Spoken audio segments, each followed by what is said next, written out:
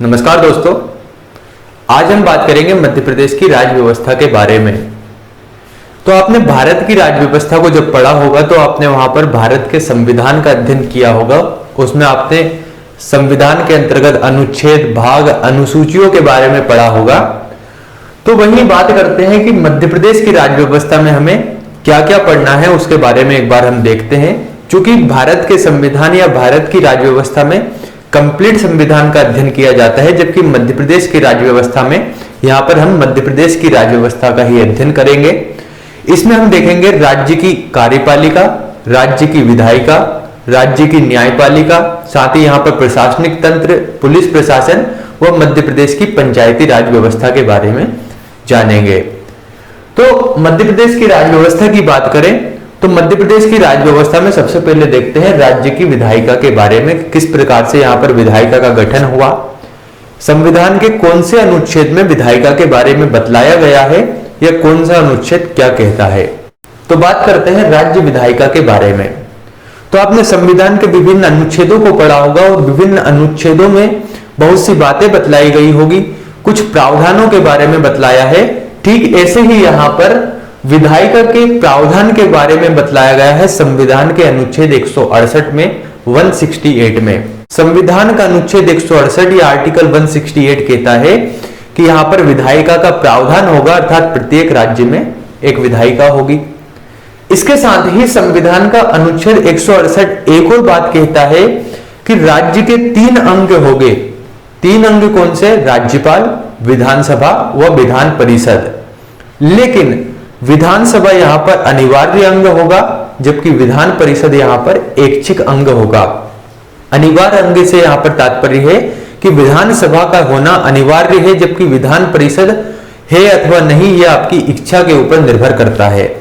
जैसे मध्य प्रदेश के बारे में अगर बात की जाए तो मध्य प्रदेश में वर्तमान में विधान परिषद नहीं है, जबकि 7वें संविधान संशोधन अधिनियम 1956 के तहत मध्य प्रदेश में विधान परिषद का जो प्रस्ताव है वह पारित हो चुका है, लेकिन कभी भी मध्य प्रदेश में विधान परिषद अस्तित्व में नहीं आई।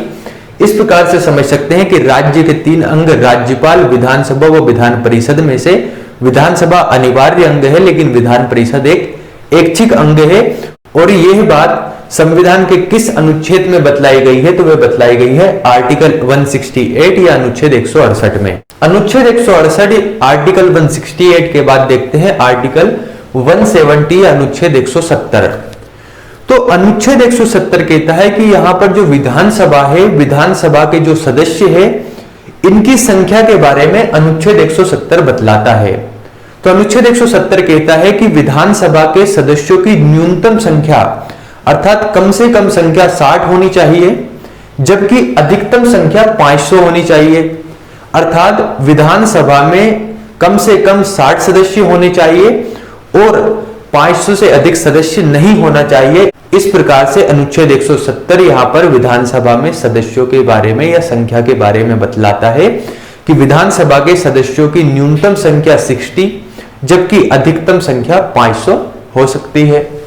अब बात करते हैं मध्य प्रदेश के विधानमंडल के बारे में, विधायिका के बारे में, किस प्रकार से मध्य प्रदेश के विधानमंडल का निर्माण हुआ है। तो जैसा कि हमने देखा राज्य के 3 अंग में विधानसभा व विधान परिषद के बारे में कि यहाँ पर विधान परिषद ऐच्छिक अंग है और मध्य प्रदेश में अभी तक विधान परिषद अस्तित्व में नहीं आई। तो परिणाम स्वरूप मध्य प्रदेश का जो विधानमंडल है वह एक सदनात्मक सदन है, अर्थात एक सदन से मिलकर मध्य प्रदेश के विधानमंडल का निर्माण हुआ है। एक सदन कौन सा? तो वह एक सदन है विधानसभा। चूंकि विधान परिषद नहीं है तो एक ही सदन मध्य प्रदेश में है और वह एक सदन है विधानसभा। तो विधानसभा और राज्यपाल से मिलकर मध्य प्रदेश के विधानमंडल का निर्माण हुआ है। परिणाम स्वरूप चूंकि एक सदन होने के कारण मध्य प्रदेश के विधानमंडल को एक सदनात्मक सदन भी कहा जाता है। 7वें संविधान संशोधन अधिनियम 1956 से विधान परिषद का यहाँ पर जो प्रस्ताव है वह पारित हो चुका है, इसको अभी हमने देख लिया। लेकिन अभी तक मध्य प्रदेश में विधान परिषद अस्तित्व में नहीं आई, अर्थात यहाँ पर विधान परिषद का जो प्रस्ताव है 1956 में ही पारित हो चुका है। इसके बाद बात करते हैं कि मध्य प्रदेश में जो विधानसभा है, विधानसभा में कितनी संख्या है या सदस्यों की कितनी संख्या हो सकती है, कितनी सीटें हैं। तो मध्य प्रदेश में विधानसभा की संख्या की बात करें तो मध्य प्रदेश में टोटल 231 विधानसभा के सदस्यों की संख्या है, जिसमें 230 निर्वाचित सदस्य जबकि एक नामांकित या मनोनीत सदस्य हो सकता है। 230 निर्वाचित से तात्पर्य है कि 230 जो सदस्य होंगे वे यहाँ पर डायरेक्ट रूप से, प्रत्यक्ष रूप से चुने जाएंगे, जबकि एक सदस्य को यहाँ पर राज्यपाल मनोनीत करेंगे, अर्थात एक सदस्य को यहाँ पर मनोनीत किया जाएगा। वहीं इस 230 जो संख्या है इसमें से 35 जो सीटें रहेंगी वह अनुसूचित जाति के लिए आरक्षित रहेंगी, अर्थात एससी के लिए 35 सीटें व अनुसूचित जाति के लिए 47 सीटें आरक्षित रहेगी। तो विधानसभा की टोटल संख्या है 230 प्लस 1 अर्थात 231। 231 में से अनुसूचित जाति के लिए 35 व अनुसूचित जनजाति के लिए 47 स्थान आरक्षित है। इसके बाद अगर हम बात करें तो मध्य प्रदेश का विधानमंडल इस प्रकार से कंप्लीट होता है और मध्य प्रदेश के विधानमंडल में सबसे पहले अध्यक्ष की बात करें तो विधानसभा के पहले अध्यक्ष हैं पंडित कुंजीलाल दुबे। याद रखिएगा, मध्य प्रदेश विधानसभा के प्रथम अध्यक्ष कौन थे? तो वे थे पंडित कुंजीलाल दुबे। तो यह है मध्य प्रदेश का विधानमंडल, एक सदनात्मक सदन है। विधानसभा व राज्यपाल से मिलकर एक सदनात्मक सदन मध्य प्रदेश का बना हुआ है। 7वें संविधान संशोधन 1956 से विधान परिषद का प्रस्ताव पारित है, लेकिन अभी तक अस्तित्व में नहीं आई। विधानसभा में जो टोटल संख्या है वे 231, अनुसूचित जाति के लिए 35 सीटें जिसमें से अनुसूचित जनजाति के लिए 47 सीटें आरक्षित हैं। वह विधानसभा के पहले अध्यक्ष है पंडित कुंजीलाल दुबे। इसके बाद बात करते हैं विधानसभा अध्यक्ष और प्रोटेम स्पीकर के बारे में। जैसे हमने बात की कि मध्य प्रदेश के विधानसभा के पहले अध्यक्ष हैं पंडित कुंजीलाल दुबे, तो विधानसभा के अध्यक्ष व उपाध्यक्ष और एक शब्द आपने सुना होगा प्रोटेम स्पीकर या सामयिक अध्यक्ष, ये किस प्रकार से यहां पर चुने जाते हैं उनके बारे में बात करते हैं। तो संविधान का अनुच्छेद 168 जिसमें कहा गया है कि यहां पर अध्यक्ष व उपाध्यक्ष दोनों ही विधानसभा के बहुमत से चुने जाएंगे, अर्थात जो अध्यक्ष व उपाध्यक्ष यहां पर बनते हैं ये दोनों ही विधानसभा में बहुमत से चुने जाते हैं, अर्थात जिसको बहुमत प्राप्त होगा वही यहां पर स्पीकर अर्थात अध्यक्ष, डिप्टी स्पीकर अर्थात उपाध्यक्ष बन सकता है। तो स्पीकर व डिप्टी स्पीकर जो बहुमत से चुने जाते हैं इसके बारे में संविधान के कौन से अनुच्छेद में कहा गया है? तो वह है आर्टिकल 178 या अनुच्छेद 178। इसके बाद बात करते हैं कि मान लीजिए यहां पर स्पीकर व डिप्टी स्पीकर बनते हैं, अध्यक्ष व उपाध्यक्ष बनते हैं, तो स्पीकर व डिप्टी स्पीकर को यहां पर अगर त्यागपत्र देना है, अध्यक्ष या उपाध्यक्ष को त्यागपत्र देना है, तो वह त्यागपत्र किसे दे? तो इसके बारे में संविधान का अनुच्छेद 179 या अनुच्छेद 179 कहता है कि अध्यक्ष उपाध्यक्ष को अर्थात स्पीकर डिप्टी स्पीकर को व डिप्टी स्पीकर स्पीकर को अर्थात उपाध्यक्ष अध्यक्ष को अपना त्यागपत्र सौंप सकते हैं, दे सकते हैं। यह बात कौन सा अनुच्छेद कहता है? अनुच्छेद 179 179।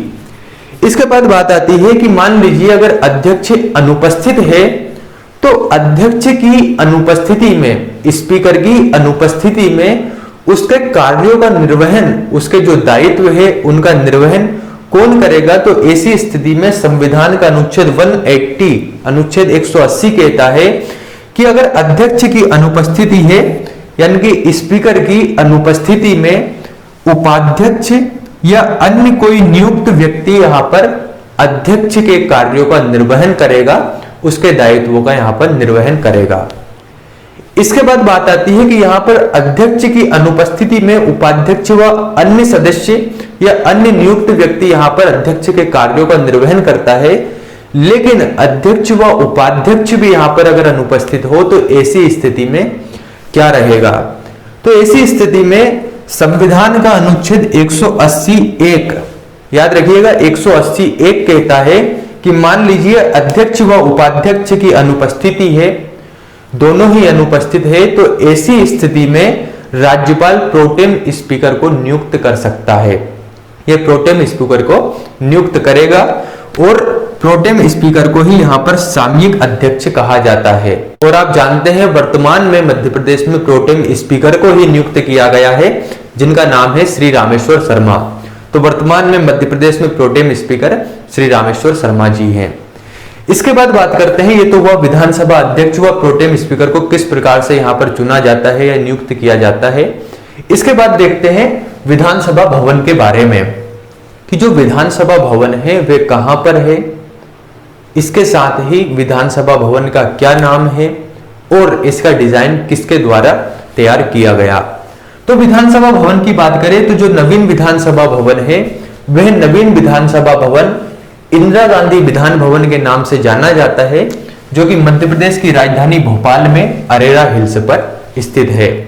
तो मध्य प्रदेश का विधानसभा भवन कहां पर है, भोपाल में है, भोपाल में अरेरा हिल्स पर, जिसका नाम है इंदिरा गांधी विधान भवन। इसके पहले जो विधानसभा थी वह विधानसभा मिंटो हॉल में लगती थी और मिंटो हॉल का निर्माण सुल्ताना जहां बेगम द्वारा लॉर्ड मिंटो के विश्राम के लिए 1909 में किया गया था।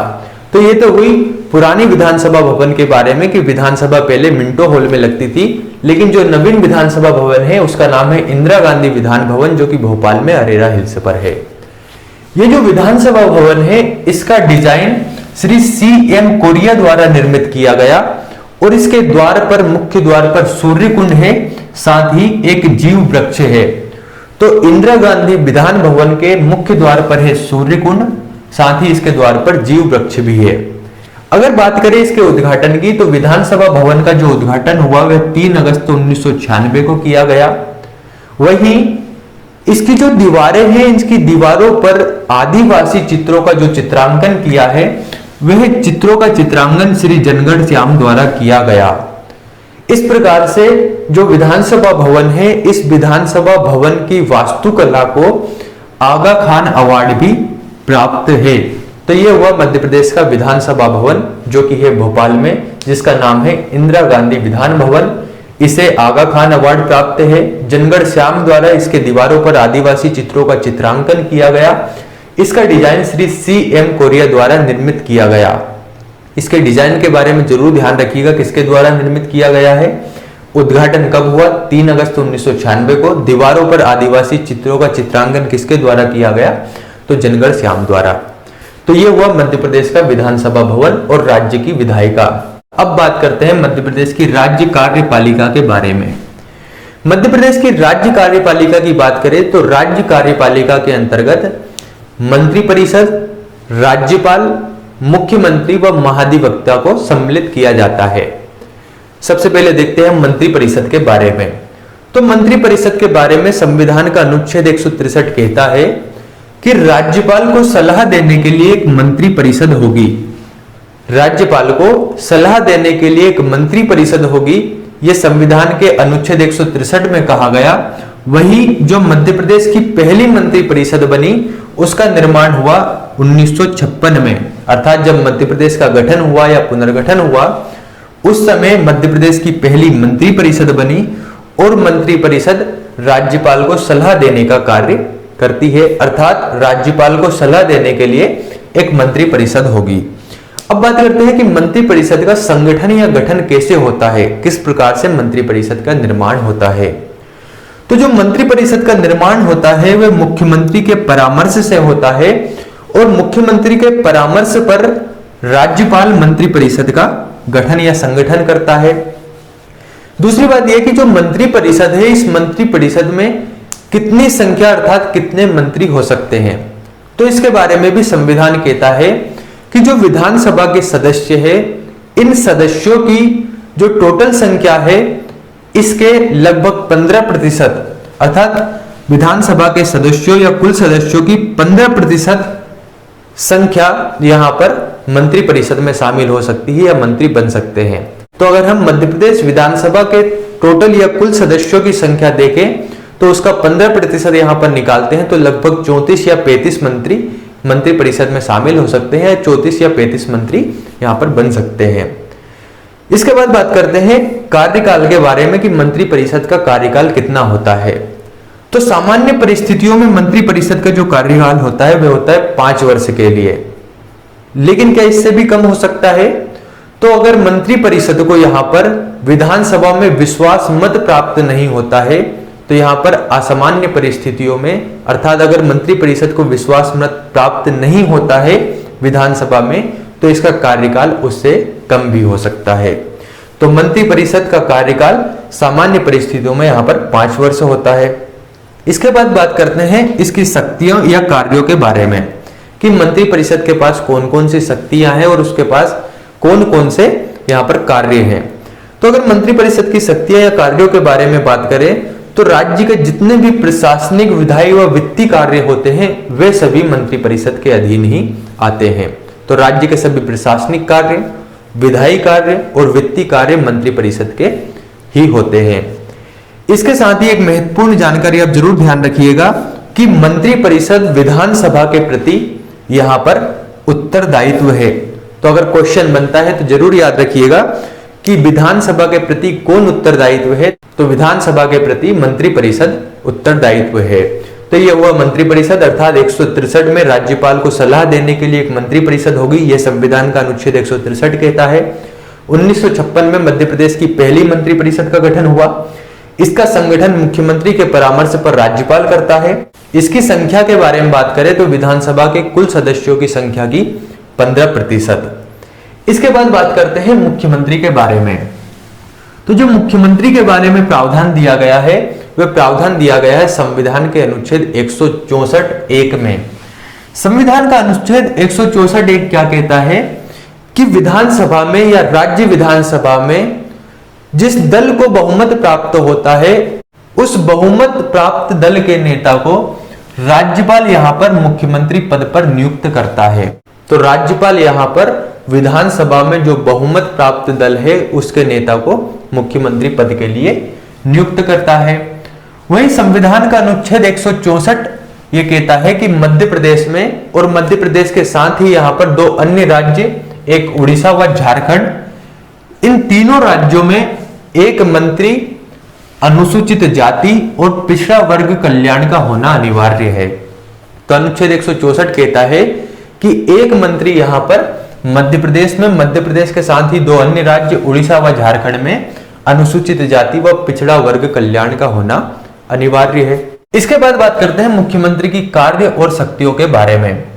तो मुख्यमंत्री कार्यपालिका का वास्तविक प्रधान होता है। इसका क्या अर्थ है? यहां पर 2 शब्द है, एक संवैधानिक प्रधान, दूसरा वास्तविक प्रधान। राज्यपाल कार्यपालिका का संवैधानिक प्रधान होता है जबकि मुख्यमंत्री कार्यपालिका का वास्तविक प्रधान होता है। इसका सामान्य सा अर्थ यह है कि जितने भी कार्य होंगे वे सभी कार्य राज्यपाल के नाम से होंगे, जबकि उन सभी कार्यों को वास्तविक रूप में कौन करेगा तो वह करेगा मुख्यमंत्री। परिणाम स्वरूप कार्यपालिका का वास्तविक प्रधान किसे कहा जाता है? मुख्यमंत्री को। इसके साथ ही मंत्री परिषद का जो निर्माण करता है वह राज्यपाल को परामर्श देकर मुख्यमंत्री ही करता है। तो मुख्य कार्य व शक्तियों के बारे में कार्यपालिका का वास्तविक प्रधान होता है वह मंत्री परिषद का निर्माण राज्यपाल को परामर्श देकर करता है। मुख्यमंत्री के बाद बात करते हैं राज्यपाल के बारे में। तो संविधान का अनुच्छेद 153 कहता है कि यहां पर राज्यपाल के पद का प्रावधान होगा। तो राज्यपाल के पद के प्रावधान के बारे में संविधान का कौन सा अनुच्छेद कहता है? तो आर्टिकल 153 अनुच्छेद 153। अनुच्छेद 153 में राज्यपाल के पद का प्रावधान है। इसके बाद बात करते हैं अनुच्छेद 154 के बारे में, 154 के बारे में। अनुच्छेद 154 कहता है कि जो कार्यपालिका है इस कार्यपालिका का संवैधानिक प्रमुख कौन होगा? तो वह होगा राज्यपाल। अभी हमने बात की संवैधानिक प्रमुख व कार्यपालिका के वास्तविक प्रमुख के बारे में। तो संवैधानिक प्रमुख कौन होगा? राज्यपाल, जबकि वास्तविक प्रमुख कौन होगा? मुख्यमंत्री। अर्थात जितने भी कार्य होंगे वे सभी कार्य यहां पर राज्यपाल के नाम से होंगे। अब बात आती है नियुक्ति की कि राज्यपाल की नियुक्ति कौन करेगा। तो राज्यपाल की नियुक्ति राष्ट्रपति द्वारा की जाती है और राष्ट्रपति द्वारा 5 वर्ष के लिए राज्यपाल की नियुक्ति की जाती है। इसके साथ ही राज्यपाल को शपथ दिलवाने का कार्य कौन करेगा? तो राज्यपाल को शपथ उच्च न्यायालय का मुख्य न्यायाधीश दिलवाता है। तो महत्वपूर्ण बातें ध्यान रखिएगा। राज्यपाल के पद का प्रावधान अनुच्छेद 153 में है। अनुच्छेद 154 में कार्यपालिका का संवैधानिक प्रमुख बतलाया गया है। नियुक्ति राष्ट्रपति द्वारा 5 वर्ष के लिए, शपथ उच्च न्यायालय का मुख्य न्यायाधीश दिलवाता है। अब इसके कार्यकाल के बारे में बात की जाती है कि कार्यकाल कितना हो सकता है। तो राज्यपाल का कार्यकाल होता है 5 वर्ष के लिए। दूसरा है यहां पर राष्ट्रपति के प्रसाद पर्यंत पर। प्रसाद पर्यंत का क्या अर्थ होता है? तो यहां पर राष्ट्रपति 5 वर्ष के लिए राज्यपाल को नियुक्त करता है, लेकिन राष्ट्रपति के प्रसाद पर्यंत पर भी यहां पर राज्यपाल का पद होता है। अर्थात राष्ट्रपति अगर चाहे तो राज्यपाल को 5 वर्ष के पहले भी यहां पर अपने पद से मुक्त कर सकता है या हटा देता है। इसी का अर्थ होता है प्रसाद पर्यंत, अर्थात राज्यपाल राष्ट्रपति के प्रसाद पर्यंत पर रहता है। इसके बाद बात करते हैं अर्हताएं के बारे में कि कौन कौन सी योग्यताएं यहां पर होनी चाहिए। तो अगर हम राज्यपाल के अर्हताएं या योग्यताओं के बारे में बात करें तो सबसे पहली बात यहां पर की गई कि भारतीय नागरिक होना चाहिए, अर्थात भारत का नागरिक हो। दूसरी बात कही गई कि 35 वर्ष की आयु पूरी कर चुका हो, अर्थात उम्र कितनी होनी चाहिए? 35 वर्ष उम्र पूरी कर चुका हो। अगर ये दोनों योग्यताएं हैं तो वह राज्यपाल बनने के योग्य है। नेक्स्ट बात है कि कुछ शर्तें यहां पर राज्यपाल बनने के लिए होती है, उसमें कुछ प्रमुख रूप से उनके बारे में देखते हैं। सबसे पहली बात यह कि लाभ के पद पर ना हो। दूसरी बात यहां पर कही गई कि सांसद, विधायक या मंत्री ना हो। इसके साथ ही संसदीय अधिनियमों के तहत कोई अयोग्यता कारित ना हो, अर्थात संसदीय जो अधिनियम है उन अधिनियमों के तहत यहां पर योग्य हो। अगर ये सभी शर्तें पूरी करता हो तो वह राज्यपाल बनने के योग्य है। इसके बाद यह बात आती है कि क्या राज्यपाल 5 वर्ष के लिए नियुक्त होता है तो इसके पहले पद मुक्ति या पद से मुक्त नहीं हो सकता है अथवा नहीं, तो इसके बारे में भी यहां पर प्रावधान दिया गया है। पहली परिस्थिति, अगर राज्यपाल का कार्यकाल पूरा हो चुका हो तो ऐसी स्थिति में वह पद मुक्त माना जाएगा। दूसरी बात यहां पर अगर राज्यपाल त्यागपत्र देता है तो त्यागपत्र देने पर भी वह पद से मुक्त माना जाएगा। तीसरी बात यहां पर अगर राज्यपाल की पद पर रहते हुए मृत्यु हो जाती है तो ऐसी स्थिति में भी वह यहां पर पद से मुक्त माना जाएगा। और चौथी बात यहां पर कही गई कि राष्ट्रपति हटा दे, अर्थात अभी हमने देखा कि यहां पर राज्यपाल राष्ट्रपति के प्रसाद पर्यंत पर रहता है, अर्थात राष्ट्रपति अगर उसे हटा दे तो यहां पर राज्यपाल पद से मुक्त माना जाता है। तो राज्यपाल अनुच्छेद 153 में राज्यपाल के पद का प्रावधान है और शपथ कौन दिलाता है? उच्च न्यायालय का मुख्य न्यायाधीश। तो राज्यपाल के पद के प्रावधान, नियुक्ति, शपथ व राज्यपाल के पद मुक्ति के बाद अब बात करते हैं राज्यपाल के कार्य के बारे में कि राज्यपाल के पास कौन कौन से कार्य होते हैं। तो राज्यपाल के पास कार्यपालिका संबंधी, विधायिका संबंधी इन कार्यों को देखेंगे। इसके साथ ही राज्यपाल को कुछ न्यायिक शक्तियां प्राप्त होती है और कुछ वित्तीय शक्तियां प्राप्त होती है, उन सभी के बारे में जानेंगे। सबसे पहले बात करते हैं कार्यपालिका संबंधी कार्यों के बारे में। तो अगर हम राज्यपाल के कार्यपालिका संबंधी कार्यों के बारे में बात करें तो राज्य सरकार के सभी कार्य राज्यपाल के नाम से ही होते हैं, अर्थात हमने देखा कि राज्यपाल कार्यपालिका का संवैधानिक प्रधान होता है, अर्थात राज्य सरकार के सभी कार्य राज्यपाल के नाम से ही होंगे। दूसरी बात यह है कि जो राज्य सरकार के प्रमुख पद है, इन प्रमुख पदों पर नियुक्ति का कार्य भी राज्यपाल ही करता है एवं प्रमुख पदों पर नियुक्ति के साथ हटाने का कार्य भी राज्यपाल ही करता है, जैसे कि पीएससी के अध्यक्ष व सदस्यों की नियुक्ति। लेकिन पीएससी के संबंध में एक बात जरूर ध्यान रखिएगा कि पीएससी के अध्यक्ष व सदस्यों की नियुक्ति तो राज्यपाल करता है, किंतु इन्हें हटाने का कार्य राष्ट्रपति करता है। अर्थात राज्यपाल के पास पीएससी के अध्यक्ष व सदस्यों को हटाने की शक्ति नहीं है। नेक्स्ट बात करते हैं राज्य सरकार के कार्य, तरीके व नियम प्रक्रियाओं को तय करने का कार्य भी राज्यपाल ही करता है। तो कार्यपालिका संबंधी कार्यों की बात करें तो राज्य सरकार के सभी कार्य राज्यपाल के नाम से होते हैं, चूंकि राज्यपाल कार्यपालिका का संवैधानिक प्रधान है। प्रमुख पदों पर नियुक्ति का कार्य व हटाने का कार्य भी राज्यपाल करता है। राज्य सरकार के कार्य, तरीके व नियम प्रक्रियाओं को तय करने का कार्य भी राज्यपाल ही करता है।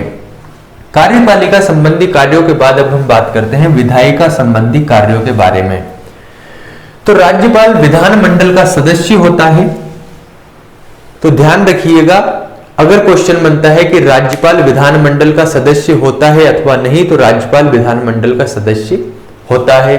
इसके साथ ही विधानमंडल के सत्र को बुलाना और समाप्त करना, इन दोनों कार्यों को राज्यपाल करता है, लेकिन सत्र को स्थगित करने का कार्य स्पीकर या अध्यक्ष करता है।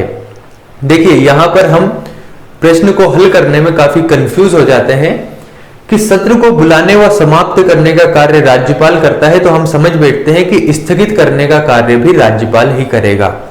तो इन छोटी छोटी चीजों को हमें जरूर ध्यान में रखना है कि सत्र को बुलाने का कार्य राज्यपाल करेगा, समाप्त करने का कार्य भी राज्यपाल करेगा, किंतु उसे स्थगित करने का कार्य स्पीकर या अध्यक्ष करता है। इसके बाद अगर हम बात करें राज्यपाल के विधायिका संबंधी अन्य कार्यों के बारे में, तो विधानमंडल में अधिकतम एक एंग्लो इंडियन की नियुक्ति राज्यपाल करता है।